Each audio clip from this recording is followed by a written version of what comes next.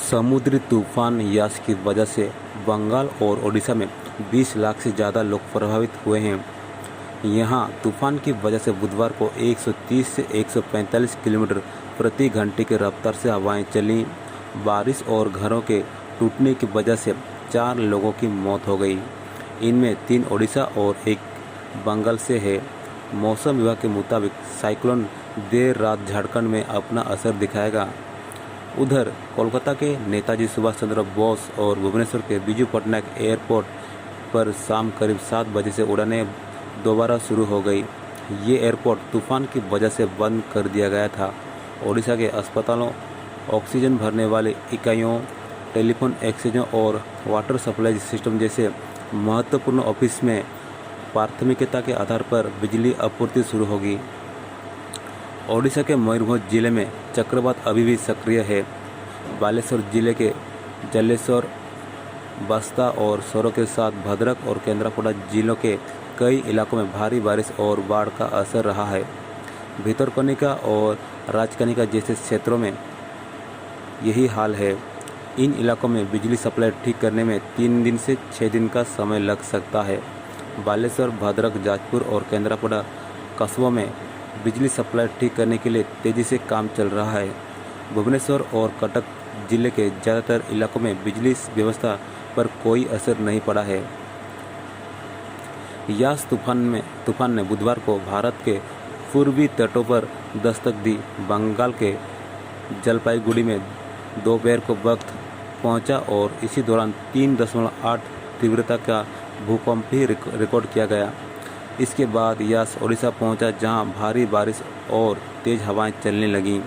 इससे पहले 1 लाख लोगों को वहां से सुरक्षित जगह पर शिफ्ट किया गया है।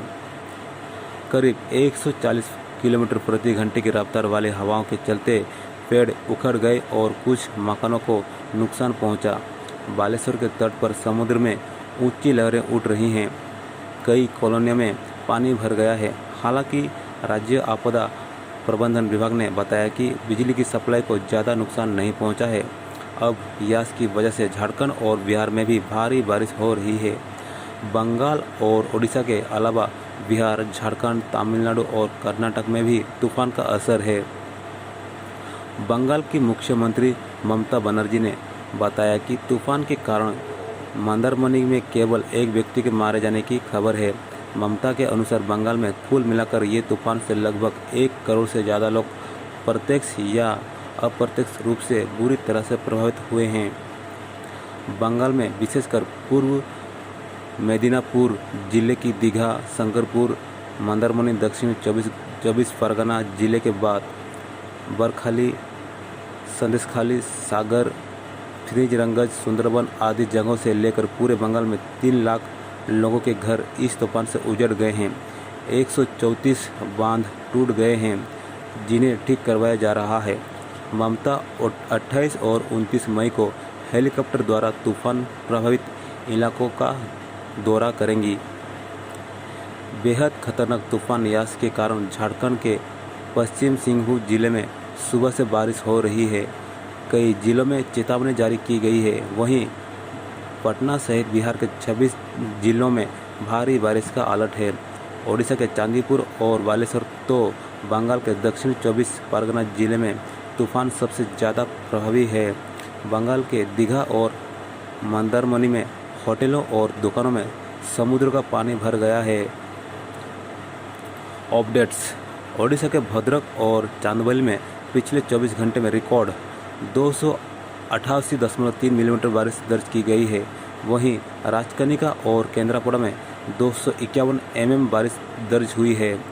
बंगाल के पूर्वी मेदिनीपुर के मंदारमनी में कन्हैया गिरी नामक युवक की तेज धार से बहने से मौत हो गई। एक अन्य व्यक्ति की दीघा के सरकारी अस्पताल में भर्ती कराया गया है। पूर्वी मेदिनीपुर में तैनात आर्मी की टीम ने पानी का लेवल बढ़ने पर फंसे 32 लोगों को रेस्क्यू कर बचाया। पश्चिम बंगाल के पूर्वी मेदिनीपुर जिले के हल्दिया में सेना, NDRF और तटरक्षक दल के लोग बचाव अभियान में जुटे। यास तूफान से प्रभावित हुए लोगों के लिए नौसेना का जहाज INS चिल्का में राहत सामग्री लेकर ओडिशा के खोर्धा जिला में पहुंचा।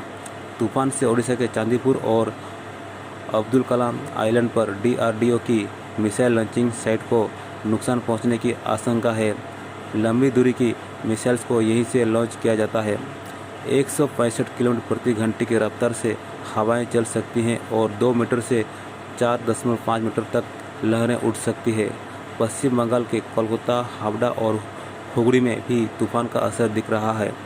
कोलकाता में सेना के 9 बचाव दलों को तैनात के लिए तैयार रखा गया है।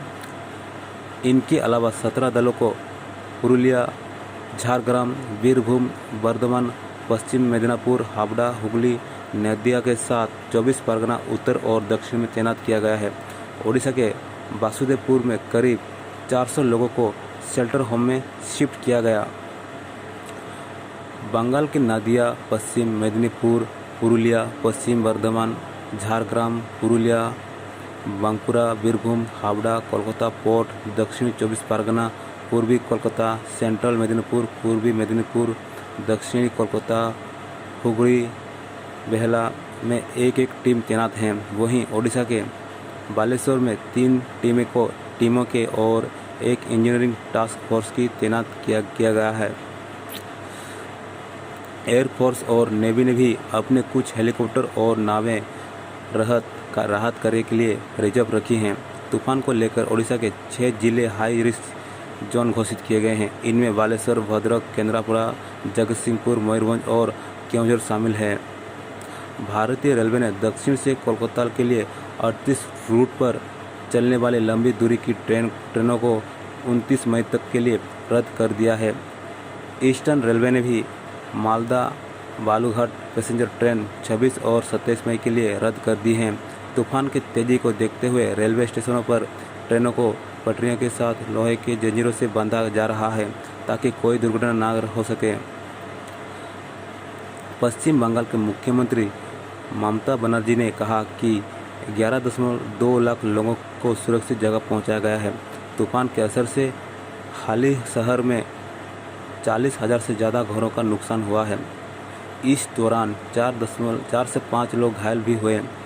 छुचुरा में भी करीब इतने ही घर क्षतिग्रस्त हुए, जबकि पंद्वा में बिजली गिरने से 2 लोगों की मौत हुई। राज्य के गवर्नर जगदीप धनखड़ कोलकाता के अलीपुर स्थित मौसम विभाग के ऑफिस पहुंचे। यहां उन्होंने चक्रवात से निपटने के लिए मौजूदा संसाधनों को जायजा लिया।